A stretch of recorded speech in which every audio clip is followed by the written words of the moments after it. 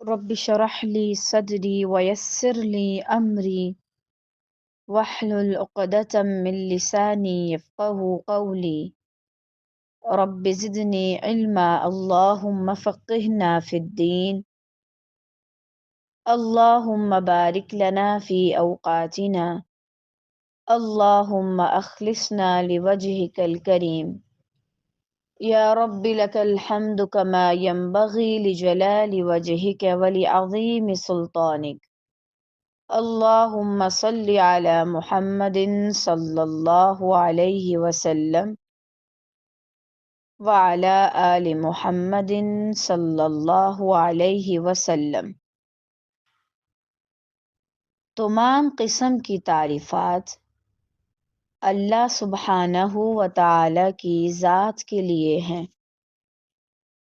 جس نے ہمیں انسان بنایا۔ اگر وہ چاہتا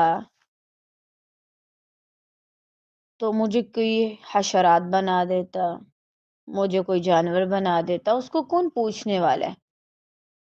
لیکن یہ اس کا خاص فضل ہے کہ اس نے اپنی رحمت کے ساتھ مجھے انسان بنایا، اشرف المخلوقات بنایا۔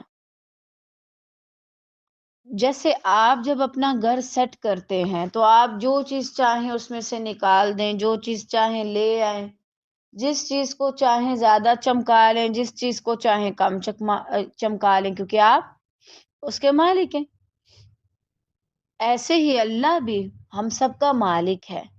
اس نے جب مخلوقات کو شکل دی، ساخت دی، اگر اس نے ہمیں اشرف المخلوق بنایا تو یہ اس کا فضل ہے، ہم پر احسان ہے، ورنہ وہ ہمیں کچھ اور بھی بنا سکتا تھا۔ تو اس چیز پر اللہ کا شکر ادا کریں۔ کیسے؟ اپنے اخلاق کو بہتر کر کے واقعی میں بہترین بن کر دکھائیں کہ ہاں ہم بہترین ہیں، الحمدللہ۔ بہرحال ہم پڑھ رہے تھے حسن اخلاق کے بارے میں، اور یہ زندگی میں بے انتہا ضروری ہے، خاص کر جب آپ ایک داعی دین ہوں۔ آپ ایک داعی دین ہیں اور آپ کو لوگوں سے بات کرنے کا طریقہ نہیں آتا تو یہ بڑی مشکل بن جائے گی۔ جو چیز جتنی زیادہ اہم ہو اس کو دیتے ہوئے اتنا ہی اچھا رویہ اختیار کرنا چاہیے تاکہ سامنے والا اس کو لینے پہ مجبور ہو جائے، ورنہ اگر آپ اپنا رویہ برا رکھیں گے تو سامنے والا نہیں لے گا۔ اب اس میں ہم مختلف ٹاپکس کے اوپر بات کر رہے تھے۔ آج ہم جس موضوع کے ریلیٹڈ بات کریں گے وہ ہے الامانہ، امانت۔ امانت کس کو کہا جاتا ہے؟ لغت کے اعتبار سے اگر دیکھا جائے تو یہ کہتے ہیں بھروسہ، اعتماد، کسی چیز کو حفاظت کے لیے رکھوانا یا دیانت داری۔ عربی میں الامانہ کہا جاتا ہے جو چیز تمہارے سپرد کی جائے اسے صحیح سالم رکھنا، یعنی اسے سلامت رکھنا۔ وہ کوئی بات ہو، وہ کوئی رویہ ہو، وہ کوئی ری ایکشن ہو، وہ کوئی بھی چیز ہو سکتی ہے، وہ کوئی ظاہری چیز ہو، جب تم نے وہ کسی اور کے پاس رکھوا دی، کسی اور کے سامنے اس کا اظہار کر دیا، کسی اور تک وہ بات پہنچا دی، تو اب تمہارا کیا فرض بنتا ہے کہ تم اس کی حفاظت کرو، اس کو صحیح سلامت رہنے دو۔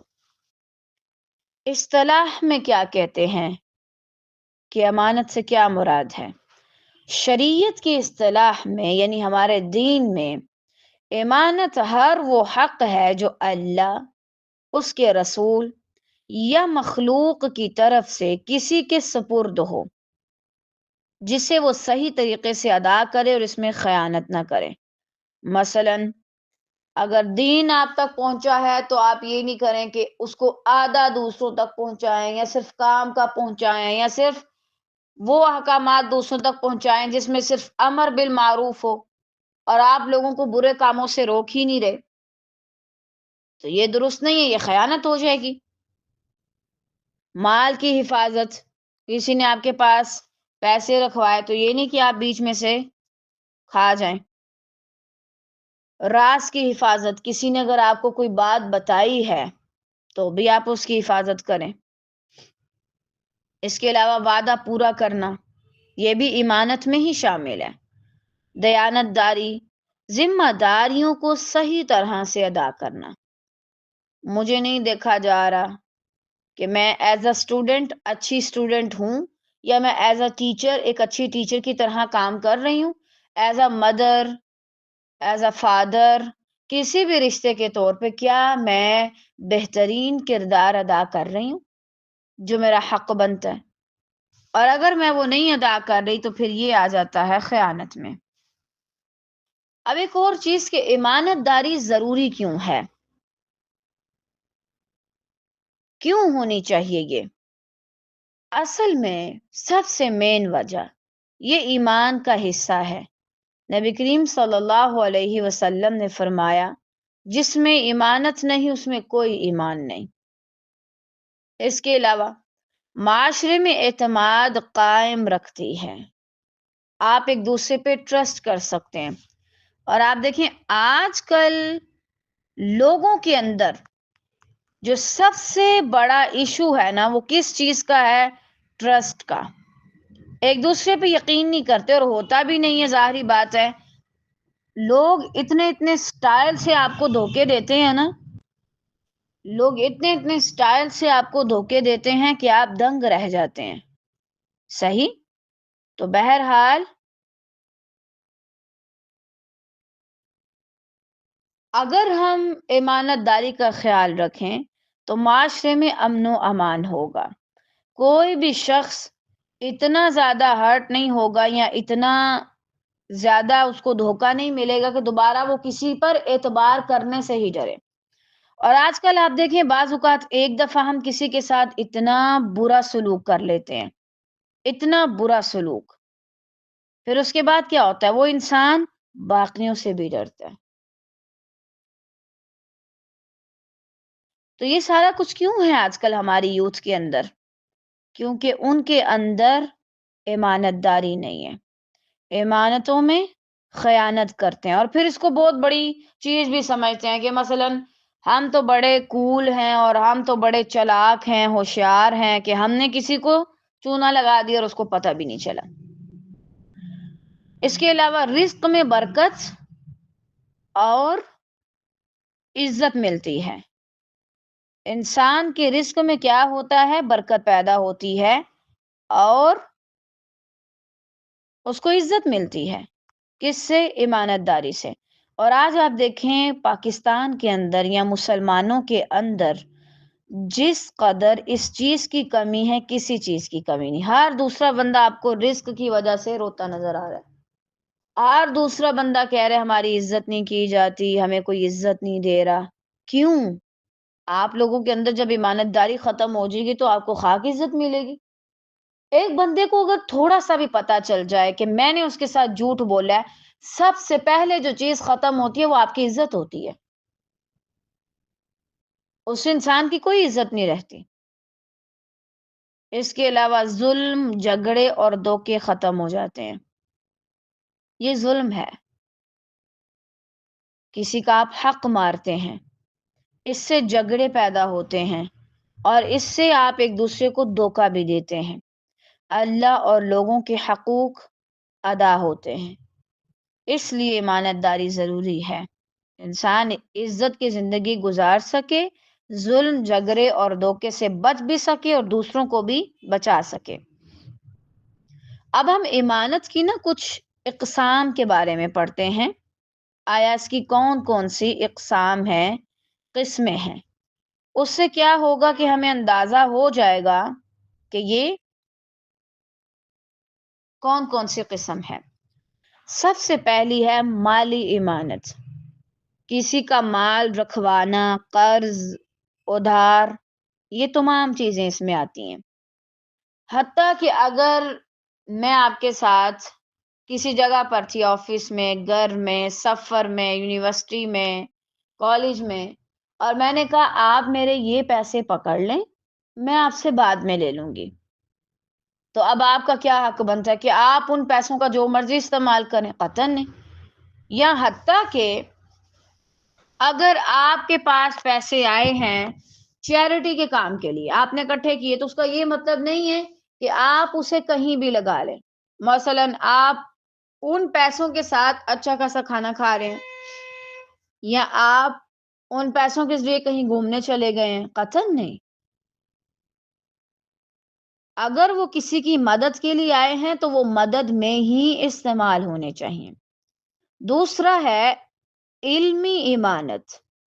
علمی امانت کیا ہے؟ جس چیز کا آپ کو علم ہے آپ اس کے خلاف نہ جائیں، سچی بات کہنا، جھوٹ یا غلط بات نہ پھیلانا اور نہ ہی کرنا۔ مثلا آپ کو کسی بھی چیز کے بارے میں علم ہے تو آپ کا کیا حق بنتا ہے؟ آپ وہ بتائیں۔ اچھا یہ کام کس نے خراب کیا؟ مجھے پتہ ہے، مجھے بتانا چاہیے۔ اب بعض لوگ اس میں بڑے عجیب قسم کے ہیں۔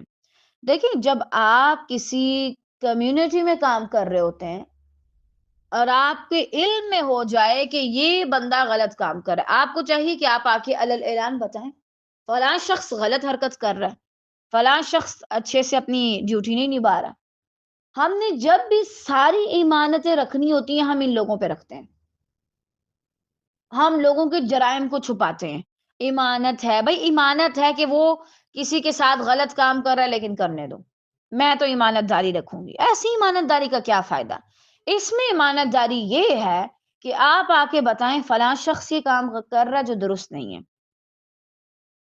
اس کے علاوہ اگر آپ کو دین کے لحاظ سے کسی بات کا پتہ ہے تو آپ پر یہ بات فرض ہے کہ آپ اسے دوسرے تک پہنچائیں، نہ کہ آپ بیٹھے رہیں اور چپ کر جائیں سمن بکمن بن کے۔ اس کے علاوہ راز کی ایمانت، کسی کی ذاتی بات کو نہ پھیلایا جائے۔ اس میں دو اقسام ہیں۔ ایک وہ بات ہے، مثلا میں نے آپ سے کہا میرے ساتھ یہ ہوا ہے، یا میں نے آپ کو اپنی کوئی بھی بات بتائی، اس میں تو سوال ہی پیدا نہیں ہوتا کہ آپ کسی اور کو بتائیں۔ دوسری وہ بات ہے جو میں نے ظاہر نہیں کی لیکن آپ کے اوپر ہو گئی، آپ نے چھپ کے دیکھ لیا، یا آپ تک کوئی بات آ گئی، آپ نے کسی اور کے منہ سے سن لی، تو اب آپ کا ابھی بھی یہ حق نہیں بنتا کہ آپ میری سنی سنائی بات کو آگے پہنچائیں۔ یہ راز ہے آپ پر۔ اور خدا را آج کے دور میں لوگوں کی زندگی میں نا بہت سے مسائل ہیں، ہر انسان ایک الگ قسم کی انزائٹی کا شکار ہے، الگ طرح سے وہ ٹوٹا ہوا ہے، الگ طرح سے وہ مشکل میں ہے، مصیبت میں ہے، کسی نئے رولے میں بیچارہ پڑا ہوا ہے۔ تو آج کے دور میں کم از کم آپ کسی کے ساتھ اگر اچھا کر سکتے ہیں تو یہ کریں کہ ان کی راز، ان کی ایمانتیں، ان کے بارے میں غلط باتیں نہ پھیلائیں، کم از کم ان کا پردہ رہنے دیں۔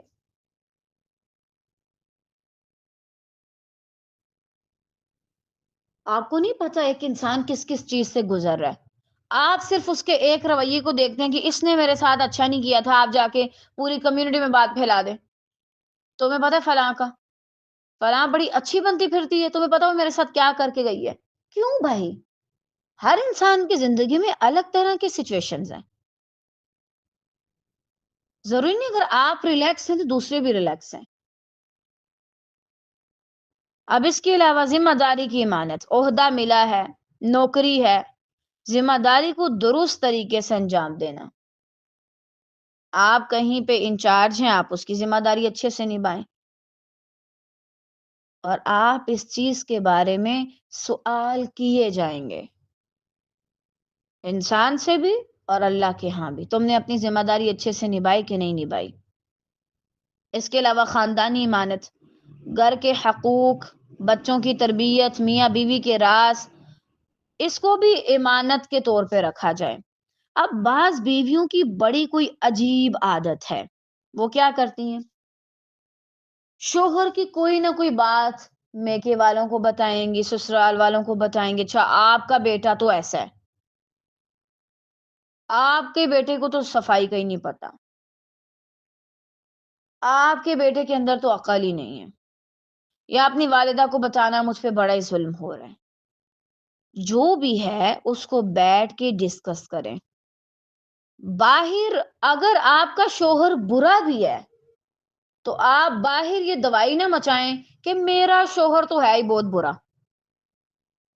یہ چیز ان کو زیادہ برا بناتی ہے۔ اس سے کئی گنا بہتر ہے کہ آپ اپنی ذمہ داریاں نبھائیں بچوں پر، اور باقی جو بھی آپ کی ذمہ داری ہیں، گھر کو اچھے سے صاف وغیرہ کرنا، اس کی صاف صفائی کا خیال رکھنا۔ اور جو بیویاں 24 گھنٹے شوہر کی برائی کرتی ہیں تو کیا آپ کو لگتا ہے کہ شوہر ان کو بڑی عزت دے گا؟ اللہ کے بندو، ہر بندے میں کوئی نہ کوئی نقص ہوتا ہے۔ آپ اپنی دوست کے ساتھ رہیں، حتیٰ کہ اپنے والدین کے ساتھ، ان کے اندر بھی کوئی نہ کوئی ایسی چیزیں ہوتی ہیں جو آپ کو کھٹکتی ہیں، تو بس اگنور کر دیں۔ پورا بندہ تھوڑی غلط ہے، پورے بندے کو اگنور نہیں کرنا چاہیے، وہ جو اکا دکا عجیب چیزیں ہیں ان کو اگنور کرتے ہیں، یہ آپ پر امانت ہے۔ آپ کا شوہر خرچہ دیتا ہے نہیں دیتا، ہاں اگر بہت اوپر تک بات گئی ہے تو جیسے ہمیں قرآن سے پتا چلتا ہے کہ آپ کسی سمجھدار شخص کو اپنے خاندان میں سے اکٹھا کریں، اس کے سامنے جا کے یہ بات رکھیں، نہ کہ ہر دوسرے بندے کے سامنے کھلارا ڈال کے بیٹھ جائیں۔ اس کے علاوہ جسمانی امانت، اپنی صحت، اعضاء اور جسم کی حفاظت کرنا، ان کے ساتھ غلط کام نہ کرنا اور نہ ہی ان بیچاروں پر ظلم کرنا۔ اب مثلا نیند آئی ہے لیکن آپ سو نہیں رہے، اب یہ نہیں کہ آپ 24 گھنٹے سوتے رہیں، جو ٹائم ہے اس میں آپ اچھے سے سوئیں۔ آپ کے جسم کو بہت زیادہ ضرورت ہوتی ہے، خاص کر رات کے شروع والے حصے میں سونے کی، تو اس کو اس ٹائم پہ سلائیں، بعد میں جو مرضی کرتے پھرے۔ اس کے علاوہ دینی امانت، عبادت، فرائض، اللہ کی حدود اور دین کے کام کو اچھے طریقے کے ساتھ کرنا، یہ ہم سب پر امانت ہے۔ اب اس کے بعد امانت میں خیانت کے نقصانات کیا ہوتے ہیں؟ کیا نقصان ہوگا آپ کو؟ سب سے پہلی چیز اللہ کا غضب اور سخت وعید۔ دوسرا، برکت کا ختم ہو جانا، چاہے وہ زندگی ہو، چاہے وہ رزق ہو، چاہے وہ علم ہو، چاہے وہ عمل ہو۔ آپ جس چیز میں خیانت شروع کریں گے اس چیز سے برکت ختم ہو جائے گی، لوگوں کا اعتماد اٹھ جانا، کوئی کسی پہ ٹرسٹ نہیں کرتا، کوئی اچھا بھی ہو تو بھی ہم اس بیچارے کے ساتھ برا کر جاتے ہیں، صرف اس وجہ سے کیونکہ ہم ٹرسٹ ایشوز رکھتے ہیں، اور انہی لوگوں کی وجہ سے کہ جو یہ سارا کچھ کرتے ہیں، رزق میں کمی ہوتی ہے، معاشرتی فساد، لڑائیاں اور فتنہ ہوتا ہے، جھوٹ، ظلم اور دھوکہ پھیل جاتا ہے، آخرت میں سخت پکڑ ہوگی، اور سب سے مین بات کہ یہ منافقت کی علامت ہے، یہ منافقت کی علامت ہے۔ اگر کسی کے اندر یہ چیز ہے تو وہ بندہ منافق ہے، یا اس کے اندر منافق کی ایک قسم پائی جاتی ہے۔ کچھ جگہیں ایسی ہیں جہاں پر خیانت جائز ہے شریعت میں، یعنی ہمارے دین میں عام طور پر عام حالات میں خیانت کبھی جائز نہیں، البتہ اکا دکا صورتیں ہیں۔ مثلا اگر کوئی ظالم شخص آپ کی امانت کا فائدہ اٹھا کر ظلم کرے یا کسی بے گناہ کے خلاف استعمال کرے تو یہ اس کی خیانت نہیں بلکہ ظلم کو روکنے کے لیے روک ٹوک جائز ہے۔ کوئی مجھے بتا رہا ہے کہ میں نے فلاں کی بات جا کے اس کو بتائی تھی، کوئی کہہ رہا ہے اچھا فلاں کی چیز میں نے چھپائی تھی یا میں نے چرائی تھی یا میں نے یہ کام کیا تھا، یہ نقصان مجھ سے ہوا، میں نے چھوٹی بہن پہ ڈال دیا، تو ایسے میں آپ امانت نہیں رکھیں، جا کے حق بات کریں۔ اس کے علاوہ اگر کوئی شخص کسی پوری ٹیم کو نقصان پہنچانے کا سوچ رہا ہے یا ایسی باتیں کر رہا ہے اور آپ کو پتہ چل جاتا ہے تو آپ جا کے بتا سکتے ہیں۔ اس کے علاوہ آپ امانت میں خیانت کرنے سے گریز کریں۔ تو بہرحال ابھی تک ہم نے دیکھا لغوی معنی، اصطلاحی معنی، اس کی اقسام، یہ کیوں ضروری ہے، نقصانات اور کن جگہ پر خیانت جائز ہے۔ اب ایک اور چیز دیکھ لیجئے، مختلف رشتوں میں امانت کی شکل و صورت کیا ہو سکتی ہے۔ سب سے پہلے ہیں والدین کے ساتھ، ان کا ادب کیا جائے، خدمت اور ان کے راز کی حفاظت کی جائے، ان کے مال اور عزت کی حفاظت کی جائے۔ اگر آپ والدین کا ادب نہیں کرتے اور آپ کہتے ہیں ہم بڑے امانت دار ہیں، آپ کہاں کے امانت دار ہیں؟ اگر آپ ان کی خدمت نہیں کرتے، یہ آپ پر حق ہے، امانت ہے، آپ کو ان کا حق ادا کرنا ہی کرنا ہے، آپ اس میں خیانت نہیں کر سکتے۔ اور اگر آپ ان کا حق نہیں دیتے اور کہتے ہیں ہم بہت امانت والے ہیں تو کیا فائدہ؟ اصل میں نا کچھ چیزوں کے بارے میں ہمیں سمجھایا ہی آدھا جاتا ہے۔ امانت کو دیکھ کے ہمارے ذہن میں آتا ہے بس وہ کوئی چیز ہمارے پاس رکھوائے گا، مال یا پیسہ، ہم نے بس اس کی حفاظت کرنی ہے۔ نہیں، کچھ رشتے جو ہمارے پاس ایک وجود کی شکل میں نہیں لائے جاتے، وہ ہمیں عملاً اپنے بیہیویئر سے دکھانا ہوتا ہے۔ یہ بھی ضروری ہے اور یہ بھی امانت داری میں آتے ہیں۔ اس کے علاوہ شوہر بیوی ایک دوسرے کے راز کو چھپائیں، وعدوں کو پورا کریں اور ایسے وعدے نہ کریں جن کو پورا نہیں کر سکتے، نہ شادی سے پہلے نہ شادی کے بعد۔ ایک دوسرے کی عزت اور مال کی حفاظت کریں۔ دیکھیں، اگر آپ ایک شخص کے ساتھ رہتے ہیں اور وہ آپ کی عزت کی حفاظت نہیں کر سکتا، وہ کاہے کا مرد؟ اور جن کی شادی ہو گئی ہے ٹھیک ہے، اللہ تعالیٰ آپ کو آباد رکھے، جن کی نہیں ہوئی یہ چیز لازماً دیکھیں، کیا وہ مرد عزت کرتا ہے؟ اور دیکھیں اس میں بھی پھر یہ والی امانت داری نہیں ہوتی۔ آپ ہمسایوں سے ارد گرد سے جا کے پوچھ سکتے ہیں یہ لڑکا کیسا ہے، اس کی عادتیں کیسی ہیں، اٹھنا بیٹھنا کن لوگوں کے ساتھ ہے۔ کیونکہ ایک شخص آپ کو کم روٹی دے، آپ کو کم سہولیات دے، آپ اس کے ساتھ رہ سکتے ہیں، اور ایک طرف ایک شخص آپ کو پوری دنیا گمانے لینے چلا جائے لیکن آپ کی عزت نہیں کرتا، اس کے ساتھ آپ کیسے رہ سکتے ہیں؟ بات انا کی ہے، ایگو کی نہیں ہے، بات اصول اور قاعدے کی ہے۔ اللہ نے جس شخص کو میرا لباس قرار دیا، اگر وہی مجھے بے عزت کرنا شروع کر دے تو باقیوں سے میں کیا امید رکھوں؟ اس کے علاوہ بہن بھائیوں کے ساتھ سچ بولا جائے۔ اور دیکھیں ہمارے ہاں کچھ چیزیں ہیں جو مذاق میں لی جاتی ہیں اور میری نظر میں یہ کوئی مذاق نہیں ہے، یہ عجیب چیز ہے۔ چھوٹی بہن کو کہنا، خاص طور سے جب وہ بہت ہی چھوٹی ہو، کہ ہم تمہیں کچرے سے اٹھا کے لائے ہیں۔ ہم عموماً اس بات کو ہنسی میں اڑاتے ہیں، آپ کو نہیں پتہ یہ چیزیں بچوں کے ذہن میں کتنا اثر ڈالتی ہیں، اور بچہ یا انسان اس سے کتنا ڈسٹرب ہو سکتا ہے آپ کو اندازہ ہی نہیں ہے۔ تنگ کرنا ہے تو کسی عقل والی چیز کے ذریعے کرے۔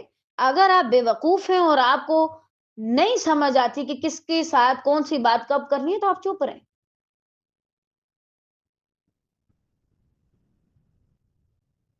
یا عجیب عجیب باتیں کرنا ان کے ساتھ جھوٹ بولنا، مال یا چیزیں ان کی سنبھال کے رکھی جائیں نہ کہ ان پہ ڈاکہ ڈالا جائے۔ دیکھیں میں مانتی ہوں بہن بھائی اور کچھ دوستوں کا رشتہ ایسا ہوتا ہے نا کہ ہم ان کے ساتھ بڑے فرینک ہو جاتے ہیں، لیکن اس فرینکنس میں بھی ہم نے یہ نہیں بھولنا کہ ہم مسلمان ہیں۔ یہ نہیں کہ کسی کی چیز پڑی ہے فریج میں یا کہیں اور تو میں جا کے کھا لوں اور بعد میں بولوں، ہنسوں اور میں کہوں ہاں میں نے کھا لیا تمہیں تنگ کرنے کے لیے۔ اور آپ دیکھیں یہ چیزیں پھر ہمارے بیچ میں دوریاں پیدا کرتی ہیں۔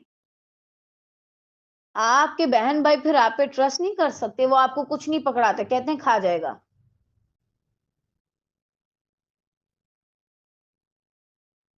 اگر آپ کے بہن بھائیوں کو آپ سے تحفظ محسوس نہیں ہوتا نا، تو آپ فکر کیجئے، کیونکہ بہن بھائیوں کو ایک دوسرے سے مطمئن ہونا چاہیے کہ بھائی میں اس کو کوئی بھی چیز پکڑا دوں کچھ نہیں ہوتا۔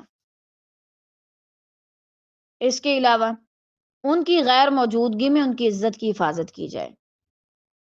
یہ نہیں کہا جائے ہاں میری بہن کو تو کوئی کام ہی نہیں آتا، وہ تو کچھ نہیں کرتی، سارا دن بس پڑھاتی رہتی ہے یا فون پہ لگی رہتی ہے یا اس کو کوئی عطا پتہ ہی نہیں ہے۔ یہ آپ نے کرنا ہوتا ہے۔ اس کے علاوہ اساتذہ اور طالب علم، استاد صحیح علم دوسروں تک پہنچائے، یہی مانا تھا اس پہ۔ اب دیکھیں اگر اساتذہ علم کم دینا شروع کر دیں تو کتنا بڑا فساد ہوگا۔ یا بالفرض اگر استاد کہے کہ دیکھو اگر میں نے اس کو یہ والی بات بتا دی تو یہ تو مجھ سے زیادہ جاننے لگ جائے گا، تو بہتر نہیں ہے میں اس کو آدھا بتاؤں۔ ہاں مجھے پورا واقعہ آتا تو ہے لیکن نہیں بتاؤں گی، کہیں ایسا نہ ہو یہ مجھ سے زیادہ جاننے لگ جائے اور یہ مجھ سے بڑا استاد بن جائے معاذ اللہ۔ یہ نہیں ہونا چاہیے۔ اگر آپ اس ڈر سے دوسروں کو نہیں سکھا رہے کہ کہیں وہ مجھ سے زیادہ نہ سیکھ جائیں، تو معذرت کے ساتھ آپ پہ ٹیچر نہیں ہے۔ ایک استاد ہو اور اس کے اندر خیر خواہی نہ ہو، ایسا کیسے ہو سکتا ہے؟ استاد تو سب سے زیادہ خیر خواہ ہوتا ہے۔ دیکھیں والدین بھی ایک عمر تک آنے کے بعد کیا کہتے ہیں، چلو بچوں کی شادی کرو ہماری ذمہ داری اترے۔ استاد ایسا نہیں کر سکتا کہ چلو جب ان کی شادیاں ہو جائیں گی تو ہماری ذمہ داری سے آزاد ہو جائیں گے۔ استاد کی ذمہ داری ہمیشہ ہوتی ہے، ان کے سٹوڈنٹس برے بھی ہو جائیں نا، وہ پھر بھی ان کو سمجھاتے ہیں کہ یہاں آپ غلطی کر رہے ہیں، یہاں آپ اپنی اصلاح کریں۔ اساتذہ کی ذمہ داری بہت بڑی ہے، اور اگر اساتذہ ہی بخیل اور شح سے بڑے ہوئے نکل آئیں اور اپنے سٹوڈنٹس کے خیر خواہ نہ ہوں تو پھر کیا فائدہ؟ مثلا آپ کو پتا ہے کہ جو سٹوڈنٹ آپ کے پاس ہے وہ بہت قابل ہے اور وہ بہت کچھ کر سکتے ہیں، اب آپ کے نہیں اگر اس کو میں نے زیادہ پڑھا دیا یا اس کو بتا دیا تو یہ بہت آگے چلا جائے گا۔ استاد تو وہ ہوتا ہے اصل میں جو کہتا ہے یا اللہ میرے شاگرد مجھ سے بھی آگے جائیں، مجھ سے بھی بڑا کام کریں۔ وہ ان کو موقع موقع پر گائیڈ کرتا ہے، رہنمائی کرتا ہے کہ آپ یہ کام کیسے کر سکتے ہیں۔ اور میری یہ نصیحت آپ سب ہمیشہ یاد رکھیں، اللہ تعالیٰ آپ کو جید و اساتذہ میں شامل کرے، خیر عافیت کے ساتھ ہمیشہ اپنے سٹوڈنٹس کے خیر خواہ رہیں اور اپنے سٹوڈنٹس کے ساتھ خیر خواہی کریں۔ اگر آپ کو پتا چل جائے کہ میرا یہ سٹوڈنٹ بہت قابل ہے، اس کو بتائیں، اتنا بتائیں کہ اس کو یقین آ جائے اور پھر وہ بڑا کام کر لے۔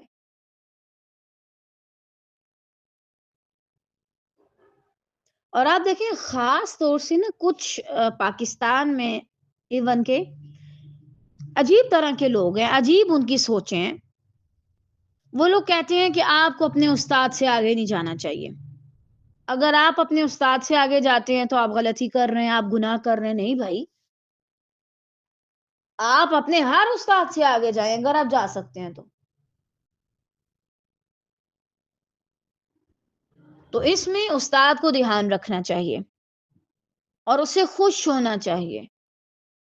یہ نہیں کہ دیکھتی جل بن جائے معاذ اللہ، اللہ نہ کرے، مجھے تو یہ بات کرتے ہوئے بھی شرم آتی ہے کہ بھائی کیا بات کر رہی ہوں میں۔ جس کو اللہ نے خیر دینی ہے اس کو اللہ نے دینی ہے، تو کیوں نہ آپ بھی اس میں حصہ ڈال دیں۔ میں اگر کسی کا علم روک دوں تو اللہ اسے کہیں اور سے دے دے گا۔ اور آپ کو پتہ ہے ایک سٹوڈنٹ، میں خود اس چیز کا اچھے سے اندازہ لگا سکتی ہوں، ایک سٹوڈنٹ کا یہ والا زخم کوئی چیز نہیں بڑھ سکتی جب وہ اپنے استاد کو یہ کہتے سنتا ہے اس کو زیادہ نہ پڑھانا، یہ آگے نکل جائے گی.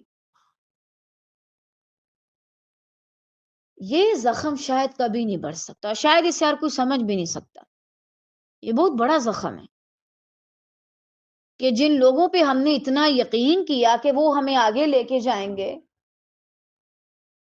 وہی ہمارے رستے روکنے کے لیے بیٹھ گئے ہیں خدا نخواستہ. دو دروازے ہوں ایک ساتھ، ایک دروازہ آپ کی اکیڈمی کا، دوسرا ساتھ والا دروازہ آپ کے اسٹوڈنٹ کی اکیڈمی کا.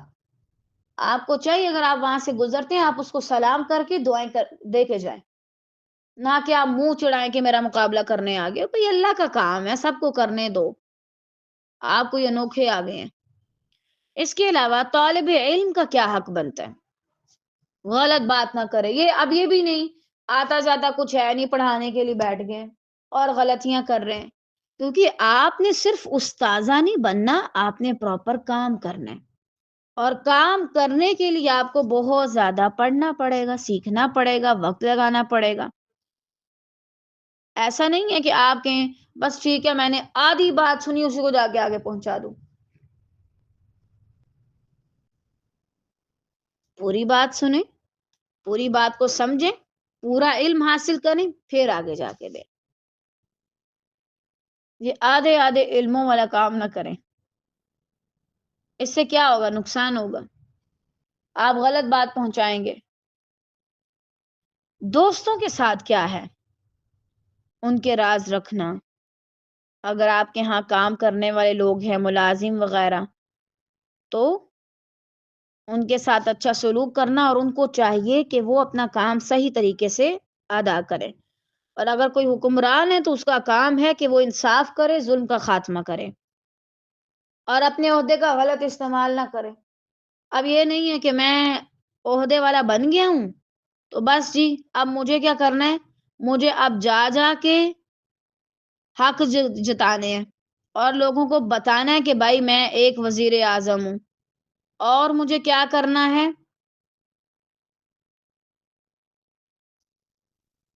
مہنگے مہنگے کپڑے پہننے ہیں، مہنگی مہنگی گاڑیوں میں گھومنا ہے.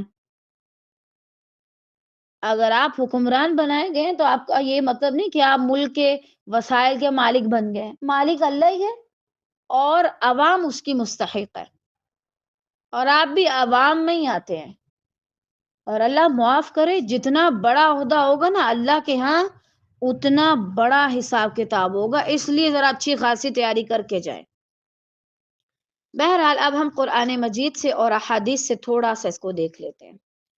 اللہ تعالیٰ نے قرآن مجید میں سورۃ النساء آیا 58 میں فرمایا، بے شک اللہ تمہیں حکم دیتا ہے کہ امانتیں ان کے اہل کے سپرد کر دو. کوئی چیز اگر آپ کے پاس رکھوائی گئی ہے بطور امانت تو آپ کا کیا حق بنتا ہے کہ اس کو ہرپ جائے معاذ اللہ؟ نہ، اس کو اس کے اہل تک، جو اس کا مالک ہے، اس تک پہنچا دیں. اسی طرح اللہ سبحانہ و تعالی نے سورۃ الانفال آیا 27 میں فرمایا، اے لوگو جو ایمان لائے ہو، اللہ اور اس کے رسول کے ساتھ خیانت نہ کرو، اور تم اپنی ایمانتوں میں غداری کے مرتکب ہوتے ہو حالانکہ تم جانتے ہو. کیا جانتے ہو؟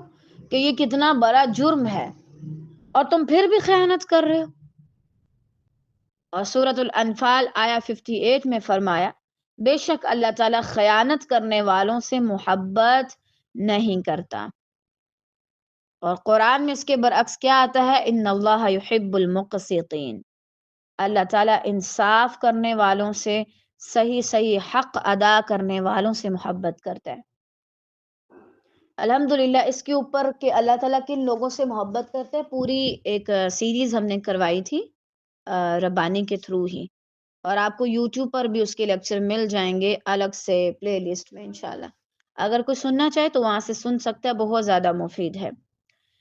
اب آگے حدیث میں دیکھتے ہیں. سیدنا انس بن مالک رضی اللہ تعالیٰ عنہ سے روایت ہے کہ نبی کریم صلی اللہ علیہ وسلم نے ہم سے خطاب کیا تو خطبے میں فرمایا، اس میں ایمان نہیں جس میں امانت نہیں، اور اس کا دین نہیں جس میں عہد کی پابندی نہیں. اگر آپ امانتیں رکھنا نہیں جانتے انسانوں کی باتوں کی، رازوں کی، نہ چاہتے ہوئے کان میں پڑی ہوئی باتوں کی، تو آپ کے اندر ایمان ہی نہیں ہے۔ اور جس کے اندر ایمان نہیں، پھر وہ چاہے جو مرضی کرے، پھر تو وہ حلال کھائے حرام کھائے سور کھائے، اس سے کوئی پوچھ گچھ نہیں۔ اگر ایمان ہی چلا گیا تو یہ سارا پوچھنا گیچنا ایمان کی وجہ سے تو ہے۔ جن لوگوں نے کفر کیا وہ تو ڈائریکٹ جہنم میں جائیں گے، اصل حساب کتاب تو ایمان والوں کا ہوگا۔ جو مانتا ہی نہیں اس کا کیا حساب؟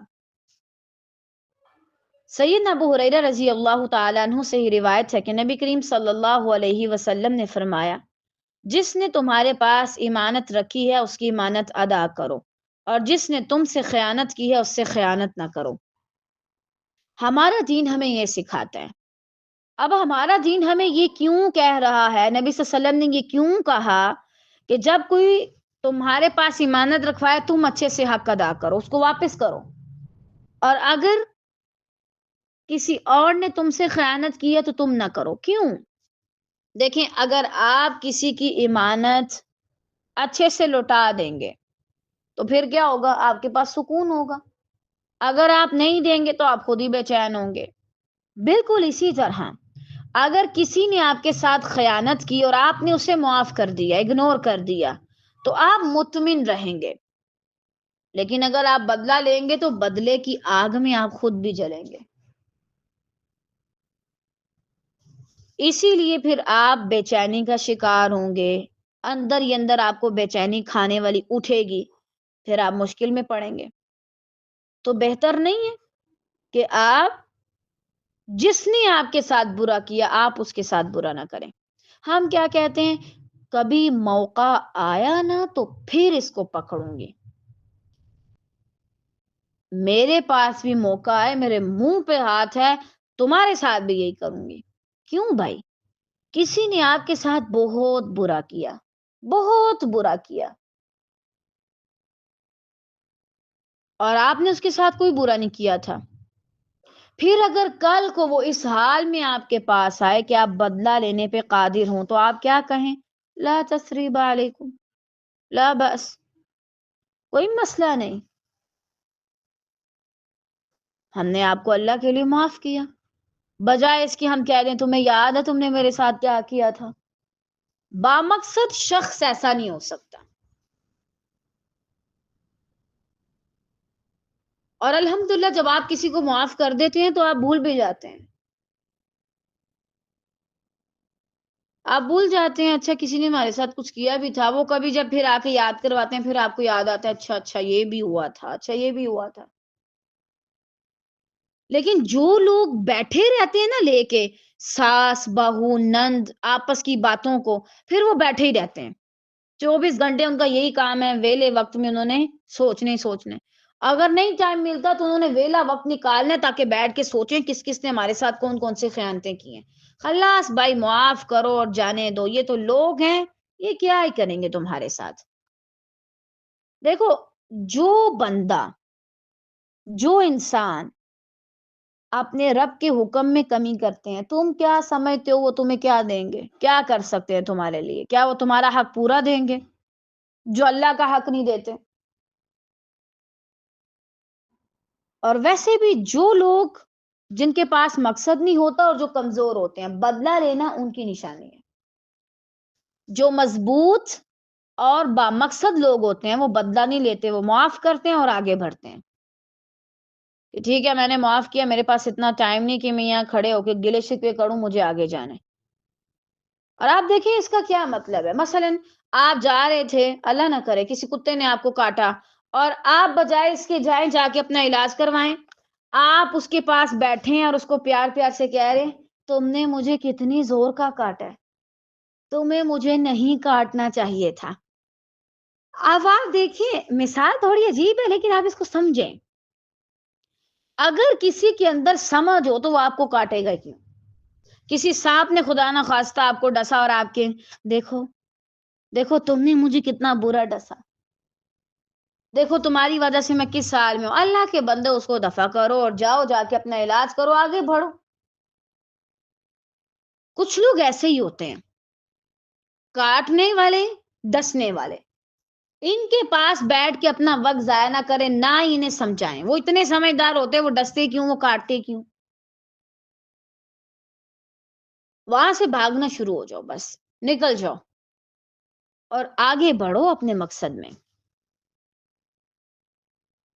سیدہ خولہ انصاریہ رضی اللہ تعالی عنہا سے روایت ہے کہ میں نے نبی صلی اللہ علیہ وسلم کو فرماتے ہوئے سنا، بے شک کچھ لوگ اللہ کے مال میں ناجائز تصرف کرتے ہیں، پس ان کے لیے قیامت کے دن آگ ہے۔ اب اس کا کیا مطلب ہوا؟ یہ وہ اکثر بات ہے جو میں اکثر الحمدللہ ڈسکس کرتی ہوں، خاص طور سے تفسیر میں۔